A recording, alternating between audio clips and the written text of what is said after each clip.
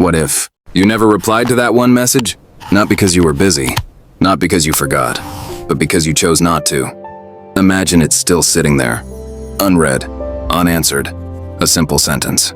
Maybe just a name, maybe 3 dots. It doesn't look dangerous. It doesn't look important. But you know it is, because once you reply, something begins.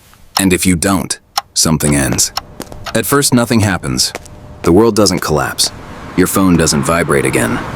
Life keeps moving, but inside you something shifts. You start checking less. You breathe a little deeper. You feel lighter. Then a thought appears. What if I just don't?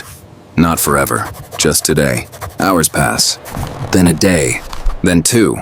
And suddenly this isn't a delay anymore. It's a decision. On the other side of that message, someone waits.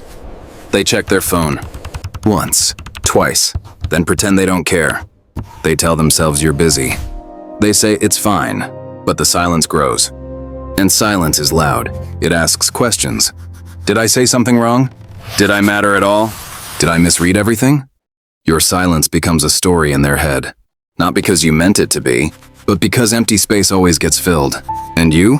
You start building a story too. You tell yourself, it's better this way. I don't know anything. I'm protecting my peace. And maybe you are, but another voice whispers, what if this is the moment everything quietly changes? No argument, no closure, no dramatic ending, just absence. Most people reply out of habit, out of guilt, out of fear. If you're still watching, you're someone who pauses. Subscribe to Forked. These stories are for people who think, before they choose. There are 2 futures now.